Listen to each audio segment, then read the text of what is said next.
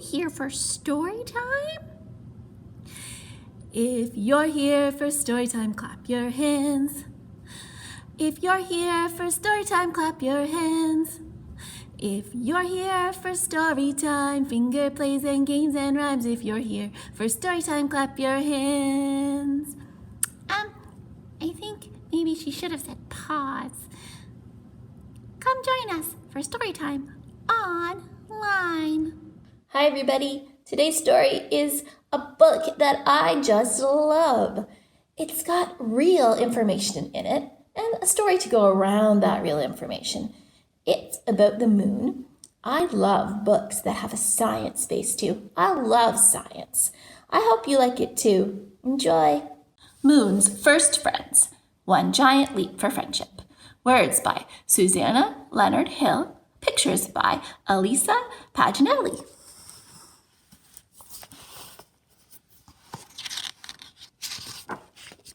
Moon's First Friends.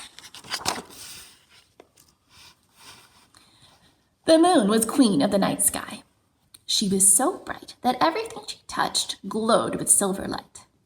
But after many, many years had passed, she was lonely. If only someone would visit me, she said. Hello down there, she called to the lumbering dinosaurs. If you come up here, you won't feel so heavy. You'll feel lighter than air. But the dinosaurs stayed where they were. Under the moon's watchful eye, the surface of the earth changed.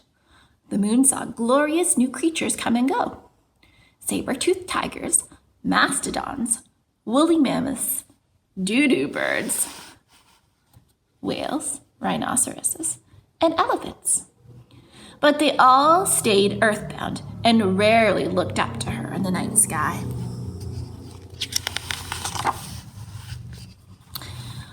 But then she saw something new. At night, people conjured fires like tiny stars.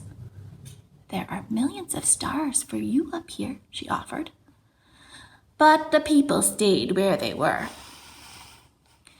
The moon watched as she circled and circled the earth. On the wide sweep of the hot Sahara, the Egyptians built stone pyramids that towered toward the sky. They're trying to reach me, the moon marveled. But though the pyramids were mighty, they came nowhere near high enough to reach the moon. Perhaps they didn't see her.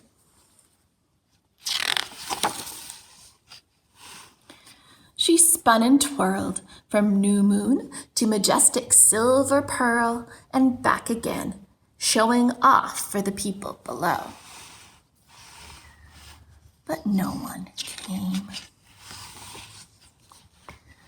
She watched as down on earth people came up with all kinds of ways to get from one place to another. But they did not sail or drive or cycle or float to the moon. Then, on a windy day in North Carolina, the first airplane flew above a beach. You're doing great, encouraged the moon. You just need to fly a little higher. But the people on Earth only traveled to visit one another. Was it possible they didn't know she was there? At high noon, the moon slipped purposefully between the earth and the sun, blocking all the daylight. Then she slid aside again, allowing the sun to shine through. No one could have missed that, she thought. But still, no one ventured away from Earth. Would she ever have a visitor? Just when the moon was losing hope, the people on Earth began to experiment with rockets, and the moon watched with great interest. But the humans still had a lot to learn. One day, the moon's hope soared. A chimpanzee in a mercury capsule rocketed toward her. A visitor at last. But alas, he returned to Earth without reaching her.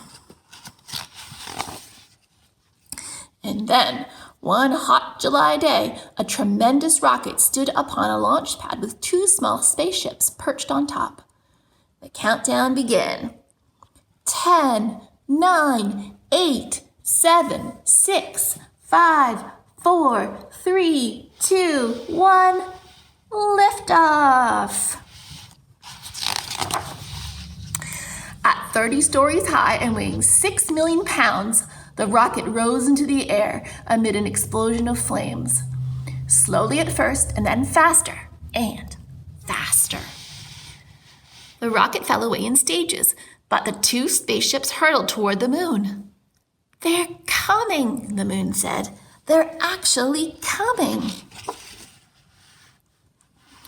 One of the spaceships remained at a distance, circling, but the other came closer, closer, until at last its spindle legs touched down. "Welcome," she greeted the men who emerged from the ship.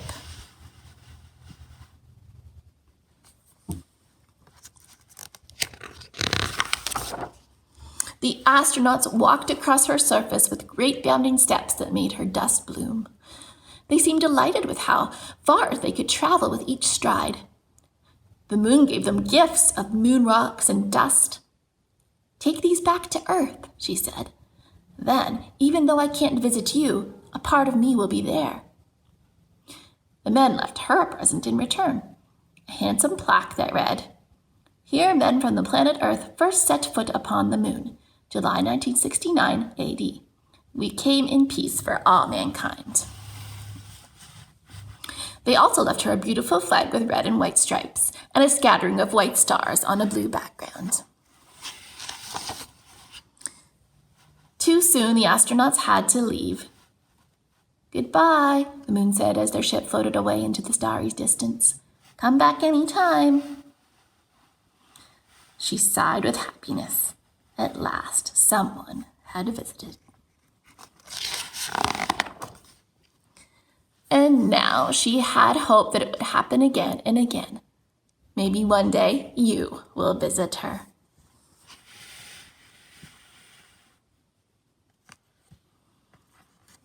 You can pause the story and read these yourself.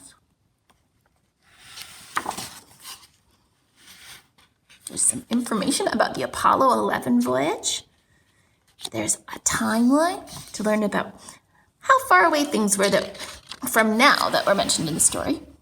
The spacesuit, and the rocket. Wow, there's so much awesome information in this book. I hope you liked it. The end.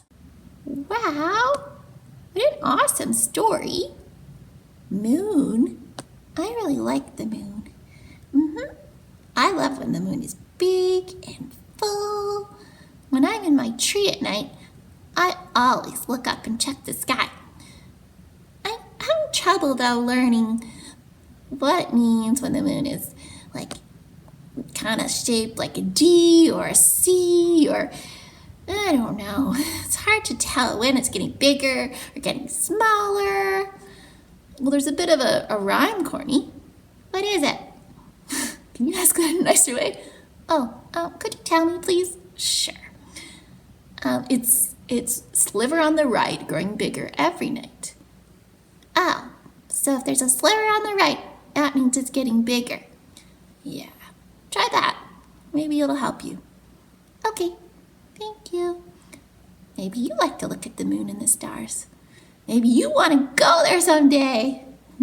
I do. Maybe I'll be the first squirrel on the moon. Bye-bye.